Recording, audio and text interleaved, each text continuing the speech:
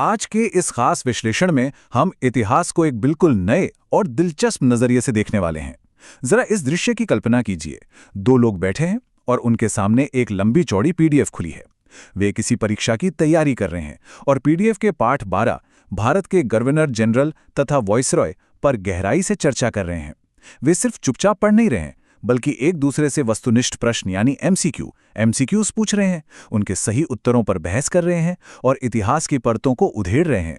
एक तरह का सुकराती अध्ययन सत्र चल रहा है, जहां सवालों से ही असली जवाब और गहरी समझ पैदा होती है। आइए उनकी इस चर्चा में हम भी शामिल होते हैं। शुरुआत होती है इसी पीडीएफ के अध्याय 12 से, जिसका शीर्षक है भारत के गवर्नर जनरल तथा वायसराय। आधुनिक भारतीय इतिहास का यह वो अहम हिस्सा है जहां नीतियां बनती थीं, बड़े बड़े फैसले लिए जाते थे और पूरे उपमहाद्वीप का भविष्य तय होता था। अब एक व्यक्ति दूसरे की ओर देखता है और इस भारी भरकम अध्याय से एक बहुत ही सटीक सवाल दागता है। यहीं से शुरू होता है ज्ञान के आदान प्रदान का ये शानदार सिलसिला। इस अध्ययन सत्र की शुरुआत बिल्कुल एक रैपिड फायर क्विज की तरह होती है। पहला व्यक्ति एक सीधा और तथ्यात्मक प्रश्न पूछता है जो एक प्रमुख ऐतिहासिक घटना से जुड़ा है।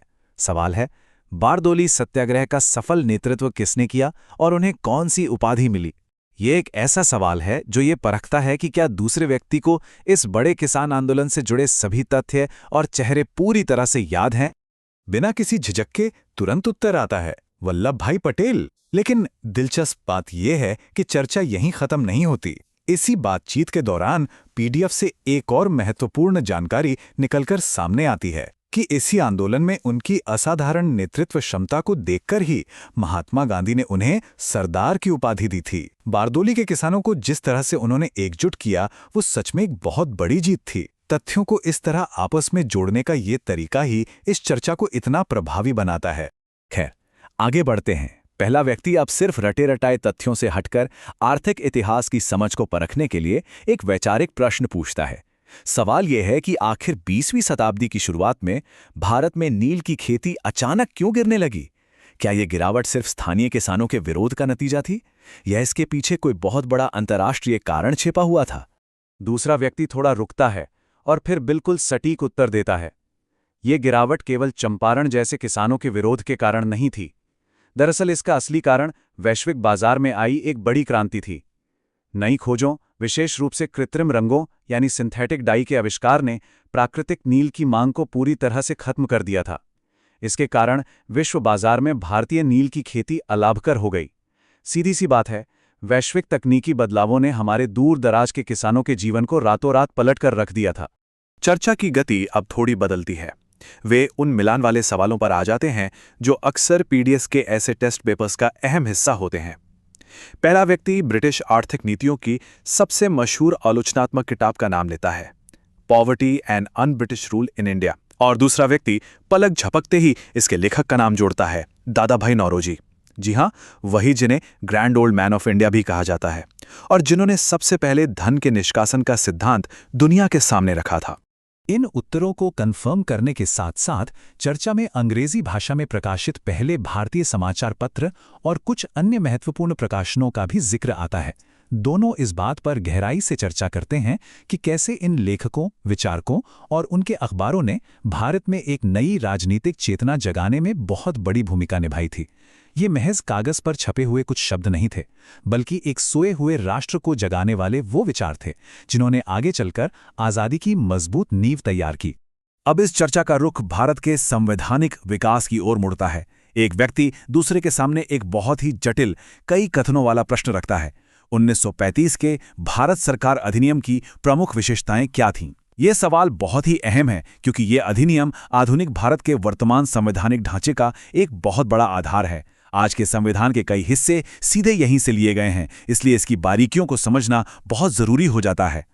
दूसरा व्यक्ति बहुत ही व्यवस्थित तरीके से उत्तर को डिकोड करता है। वो सही कथनों को गिनवाता है। पहला, इस अधिनियम ने गवर्नी प्रांतों में द्वैध शासन या डायरकी को समाप्त कर दिया। द्वैध शासन यानी वो अजीब सी प्रणाली जहां सत्ता भारतीय मंत्रियों और ब्रिटिश गवर्नरों के बीच बंटी हुई थी। और दूसरा अहम बिंदु, इसने गवर्नरों को विधायी कार्यों में निषेधाधिकार यानी वीटो की असीमित शक्ति दे दी। इन दोनों बदलावों ने उस वक्त प्रांतों के प्रशासनिक ढांचे को पूरी तरह से बदल कर रख दिया था। और ये चर्चा बहुत ही शानदार तरीके से दिखाती है कि जब हम जटिल विषयों को छोटे छोटे हिस्सों में बांटकर समझते हैं तो चीज़ें कितनी आसान हो जाती हैं।